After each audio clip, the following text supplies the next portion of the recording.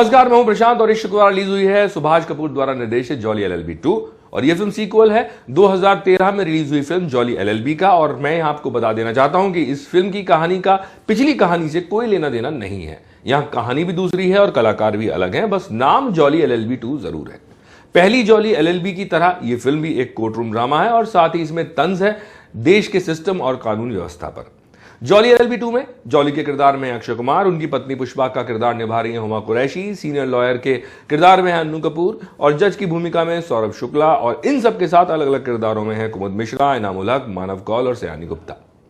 Film की कहानी में जॉली एक वकील है जिसके पिता लखनऊ के एक कोर्ट में मुंशी थे और जॉली एक नामी वकील रिजवी साहब का 15वां असिस्टेंट है।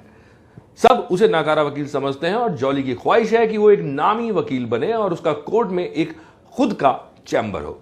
और इसी चैम्बर के लालच में जॉली एक ऐसा कदम उठा लेता है जिसकी वजह से उसे और उसके परिवार को शर्मिंदा होना पड़ता है। और फिर जॉली फैसला लेता है कि वो अपनी गलती सुधारेगा और अपनी काबिलियत साबित करेगा। और फिर खुलता है एक केस जिसके उतार चढ़ाव आप सिनेमाघरों में जाकर ही महसूस कर पाएंगे। इसलिए जितनी कहानी मुझे बतानी थी मैंने आपको बता दी और अब फिल्म रिव्यू की अदालत में मैं भी जॉली एलएलबी 2 की फाइल खोल लेता हूं और आपको बता देता हूं कि फिल्म के पक्ष में और फिल्म के विपक्ष में कौन से पहलू हैं, यानी कि खामी और खूबियों की बात। तो सबसे पहले बात विपक्ष यानी खामियों की।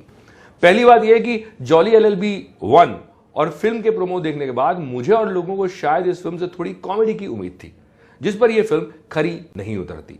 जिस सुर पर जॉली का किरदार शुरू होता है, थोड़ी देर के बाद जॉली का वो सुर गड़बड़ाता हुआ नजर आता है। वो तेज तर्रार, जुगाड़ू और बेबाक जॉली कुछ देर के बाद ही फिल्म में गुम होने लगता है।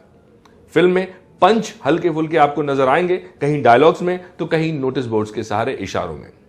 दूसरी बात यह कि फिल्म के कोर्ट रूम्स, वकील या फिर और किरदार वास्तविक लगते हैं, पर फिल्म के कुछ दृश्य वास्तविकता से परे हो जाते हैं। मसलन कोर्ट में एक धरने का सीन है या फिर एक जज और वकील के बीच निजी बातों को लेकर नोकझोंक।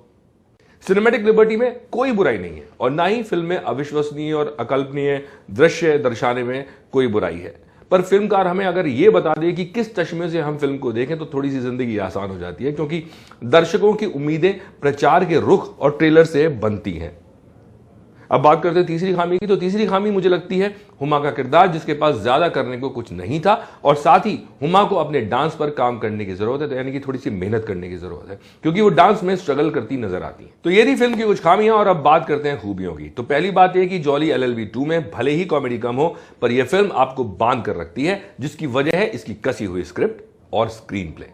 इसके अलावा फिल्म में अक्षय कुमार पूरी ईमानदारी से अपने किरदार को अंजाम देते हैं और उनके किरदार के सुर की जो मैं बात कर रहा था खामियों के दौरान, उसमें मुझे लगता है कि निर्देशक और लेखक सुभाष कपूर को थोड़ा ध्यान देना चाहिए था, पर सुर का यह बदलाव शायद दर्शकों को ना खटके।